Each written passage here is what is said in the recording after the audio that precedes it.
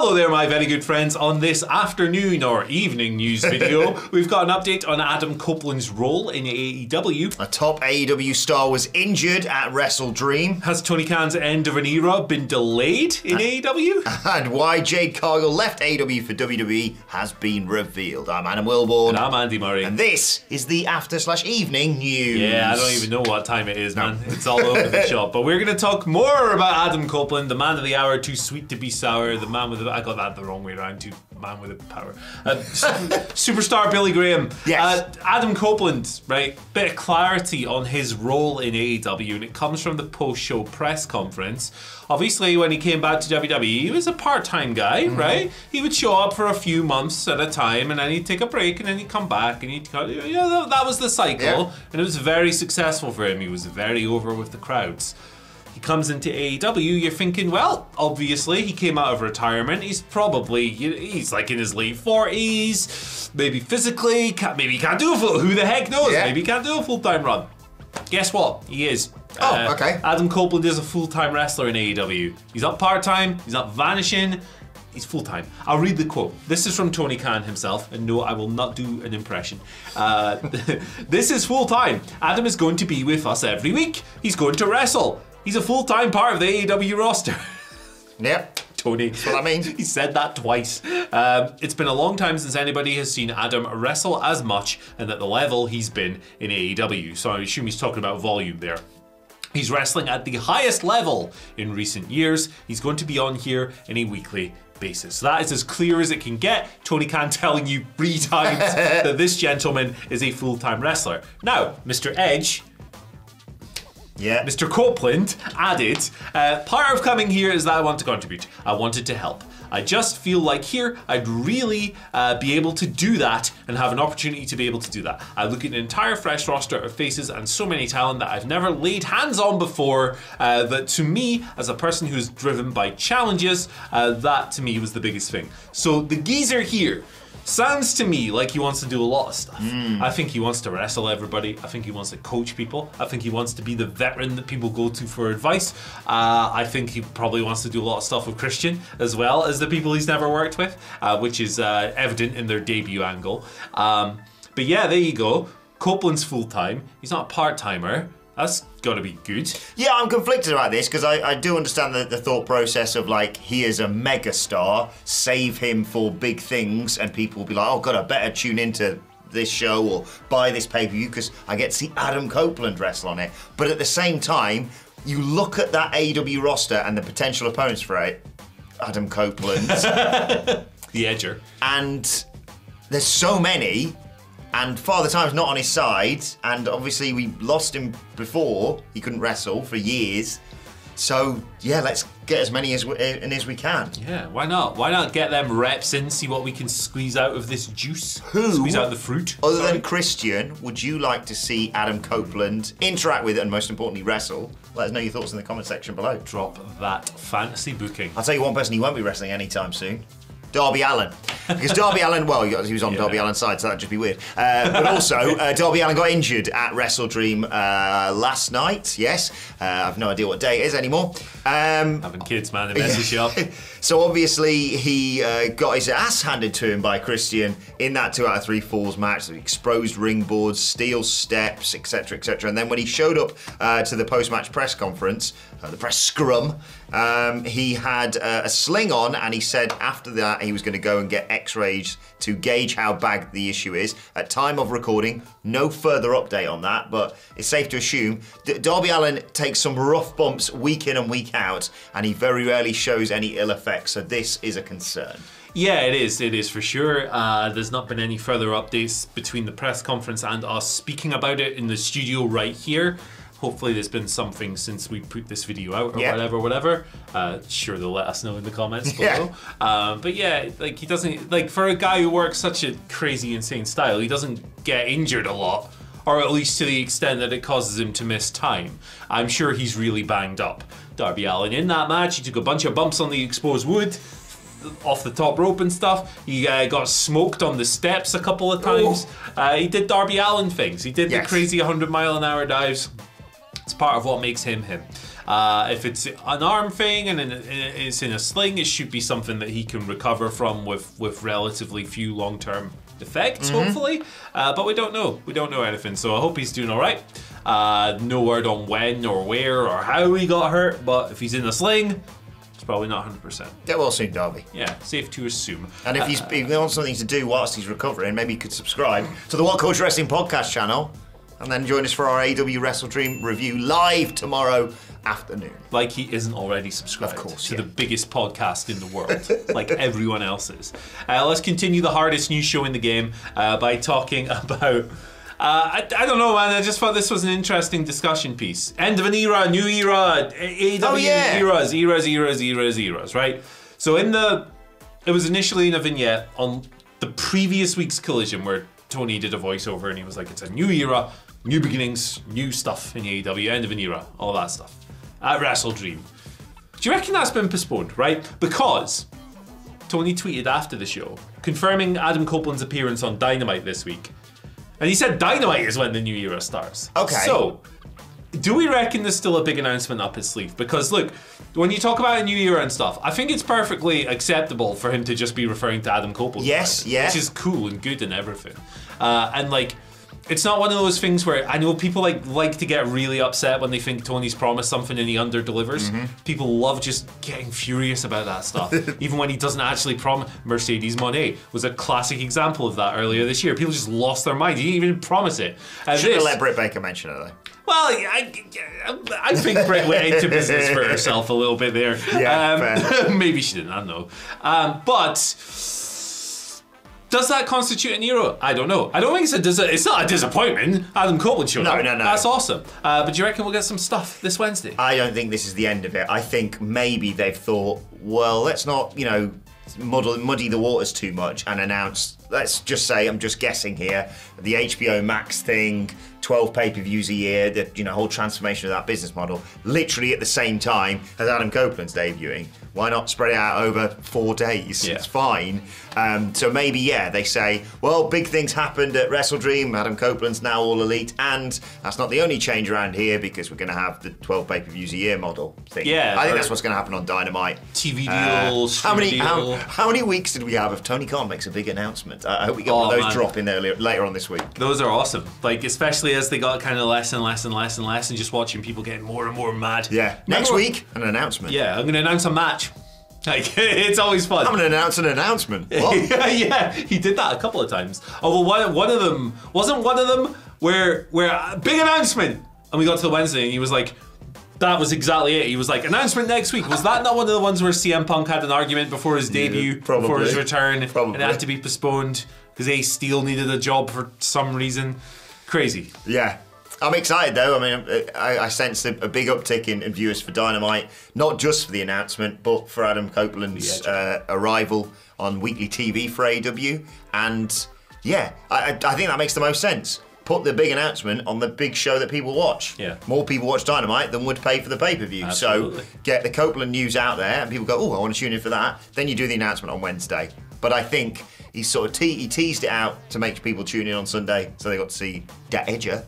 And now, on Wednesday, I mean, do you think it's going to be the streaming deal? I think it's going to be a new TV deal. Yeah. With whatever changes come into play with that. Be it streaming, be it a different night. We'll see. Right, let's move on and talk a little bit about Jade Cargill. She's obviously now in WWE. And, well, this whole issue has been addressed by Tony Khan in the post-WrestleDream press scrum. He was obviously asked about her and her potentially re-signing with the AEW and then opted to go with WWE. And he addressed it saying, I knew Jade's got... No, I'm just kidding. There's a lot to read here, so I'm not doing the voice for the whole thing. I knew Jade's contract had been ticking down. We were talking about a new contract. I was very interested in Jade coming back. We're having a negotiation. I made a very big offer. I thought it was a very fair offer. I think she was considering it. Then she asked for a bigger offer. I went up again. I kind of thought she was going to do it. She didn't. I was surprised. I came with a number that was higher than her original ask, so I don't know what I would have had to do at that point. I was a little surprised. I really hope Jade would stick around. I said, and then in terms of her AEW departure, I said, okay, well, if you aren't going to stay, I want you to give you the best possible exit. I have only good things to say about Jade. I really enjoyed working with her. She was a great part of AEW. She's always welcome here. The classiest send-off I've ever seen in wrestling was at the time when Ric Flair left the WWF. He wrestled Mr. Perfect. It was a natural person for him to wrestle. That was it. He was gone. They didn't mess up. Didn't do anything to embarrass him or mess him up. Yeah, blah, blah, blah, blah, blah. That's what I tried to do. I wanted to give Jade the best possible send-off. Amicable departures. I like this in 2023. Can't really have done any more there. There was an offer. Jade was like, I would like a bigger offer. Tony said, okay, here's a bigger offer than the one you've just suggested. And then she opted to go elsewhere. Cool. Like, it's just not... That's what happens. Yeah, that's how this whole thing should work. That's how having two billionaire-funded wrestling promotions should work. The talent should be able to get big offers by kind of playing them off each other. And I don't know to what extent Jade did that, but clearly the WWE offer was more appealing to her, whether it was a higher dollar amount or just maybe she wanted to be on WrestleMania. Or getting trained by a bald guy that people assume is Triple H. Oh, that was so funny. I got done with that, to be fair. I said on the news when we reported, I was like, I think I read somewhere she's getting trained by Triple H. Yeah, the initial tweet was something like, oh my god, I cannot believe that Triple H is personally training Jade. This is shit. It was Johnny Moss. Shout out to WCPW's Johnny Moss. Yeah, it was Johnny Moss. He's killing it. But that was very funny. Shout out to whatever account. It was one of them engagement accounts. He got fooled. It was funny. No hate on those accounts, by the way. I follow all of them. It's just funny. Yeah. I've lost my train of thought. So yeah, like we know the circumstances now. It wasn't a case of fumbling. That was a word that people used. She just wanted to go somewhere else. She got an offer that was more appealing to her. She took that, and then Tony was like, all right, cool, professional. Let's do this the right way on the way out. Yeah, we could be sat there. The beauty of this is we could be sat here in 3 years where we both look 10 years older. I'm reporting on Jade going back to AEW and Edger going back to the Fed because it's just happened so nicely between all the people and the companies themselves. More of this sort of thing, please. You don't have to job someone out on their way out because then if you ever want to bring them back, people will go, well, wasn't that person a loser here? That's it. The traditional thing is a wrestler put someone over on their way out of the territory. Jade Cargill did that against Chris Statlander. It wasn't a burial, it wasn't a jobbing, it was a competitive match. It was actually one of Jade's best singles matches. I agree. And it was handled the right way. That's how you do it. Let's do some questions. Ooh, afternoon questions. Plot twist. Not only are we doing them in the afternoon, but I'm asking you, what the hell? What on earth? The first one comes from Travis, AEW1, you know the name. Hey, what a guy. Merry Edgemas Legends. Hope Santa Can left some rated R gifts under your card blade standees. I don't want rated R gifts from any Santa. Please no. But anyway, my question is about Kota Ibushi. He was on the pay-per-view last night, of course. Do you think he just needs to get healthy and we'll see his in-ring improve? If not, could he change his style a la Jericho and be great in other ways? So Ibushi did an interview before WrestleDream where he was like, yeah, brother, I'm still injured. Yeah. He's got new injuries, he was saying as well. He's not 100%, but he said something like, my fight will never die. Something along those lines, like I'll still be wrestling. Basically, what do you think of Kota Ibushi? Full disclosure, I haven't watched WrestleDream yet. I'm going to be watching it tonight ahead of our review of it tomorrow, so I don't know what happened in that match. But I think it's fair to say that the Kota Ibushi I was hoping for hasn't arrived in AEW yet. I think you've got to give it time if he's injured. At the end of the day, I understand that they'd want to get him and Kenny Omega together on screen, working together, and he made sense in the whole blood and guts thing. But I've been disappointed with his stuff in AEW. Maybe he has to change his style. Maybe that's the way forward. Like you say, Jericho's done it to an incredible effect. Yeah, time and time again as well. Yeah, I think that Kota Ibushi is one of the best in-ring wrestlers of all time, but if you've only seen him in AEW, I think if you're watching this slim body of work, you look at it and go, what's the fuss about this guy? You need to understand, like, as Travis clearly does, and a lot of AEW viewers will do, because a lot of AEW fans are really in touch with the wider wrestling world, but like, you need to understand the context of him being out for several years, or over a year or whatever, with the shoulder issues, and then coming back. He had matches over WrestleMania weekend, and after those, he was like, I've re-injured myself. Now he's come back in, and I mean, look, you can see from the man's physique, right, that he's not quite what he used to be. Look, he's obviously in tremendous shape, but Kota Ibushi was a machine pre-injuries, so it's clear that this has taken a bit of a toll on him physically, and I'm sure mentally as well. And then you watch his performances, he's slower, he's more sluggish, he's made a few errors in the ring, which I don't like to harp on, but they are there. Look, I love Kota Ibushi. I don't like being one of those people who, after a couple of bad performances, sits there and goes, he's done, he's cooked, he's whatever, blah, blah, blah. That's whack as hell, because if he does then turn it around, you look like a fanny. Yeah. I am dubious of him getting back to his old heights. However, I think that if this guy is still hurting, maybe some more time off would be for the best. You're kind of damned if you do and damned if you don't you? Because he wants to keep working, and he wants to, the only way he shakes off the ring rust is by doing more matches. At the same time, if he's injured, it's not the same guy out there, and if you send him away to recover, people go, well, the hell's Kota Ibushi? Why aren't you utilising him? But if you use him and he's not 100%, people go, well, this isn't Kota Ibushi. So you and I have had this conversation about where he stands right now, and we're never going to sit here and say he's finished, but we also want him to have a good singles match to really assess him, but only when he's fully recovered, or at least wrestlers are never fully recovered, but as close as he can be. 100%. Get well soon, Kota Ibushi. Yeah, hope he overcomes those injuries, because he was special. And he still can be, hopefully. Second question of the video comes from Hafiz Aziz, who would like to know what should be the reaction to the inevitable MJF turn? Crowd feeling heartbroken for him, or the crowd feeling heartbroken because of him? What do you think it's going to be? Well, of course, MJF's never turned heel.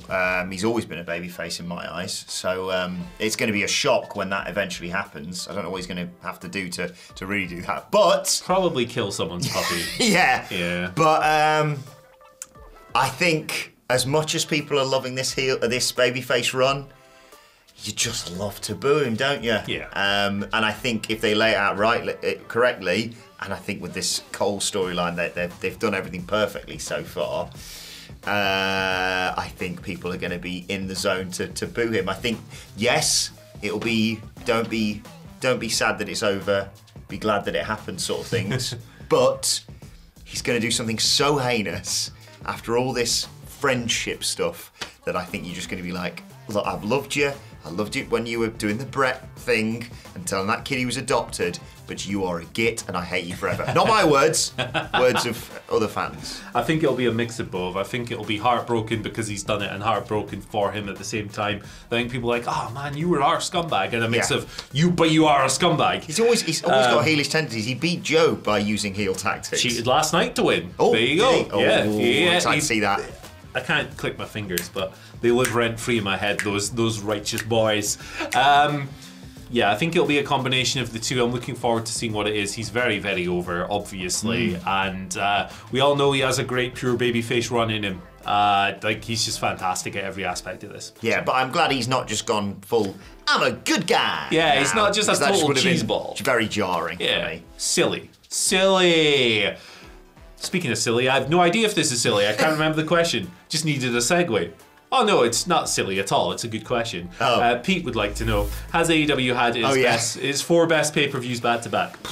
So we're talking, we've not seen last night yet, but we've got WrestleDream, All Out, All In, and Forbidden Door. Yeah. Well, I have watched Simon Miller's Ups and Downs on this channel. I haven't because it's not out yet, but it is. So you can go and watch it now. Right there, now. Now it's out. Now our time, it hasn't, but now your time it has. So go and check that out. But yeah, it's hard to think of a better streak that they had. Sige always talks about the beginning of 2020 and that run, and obviously that sort of encapsulates the beginnings of AEW. But yeah, there's always been throughout when they would have a year, they'd be like, great show, great show. I can't really argue with that run of pay-per-views, to be honest. Yeah, I think this is the best 4 pay-per-view run they've been on. I think you could argue that many of these 4 shows are amongst the best shows they've ever done. I still think their absolute best pay-per-view is All Out 2021. Punk's first match back, Cole, Bryan, Danielson. I've done the Edge thing there. And some really special matches on that card across the board.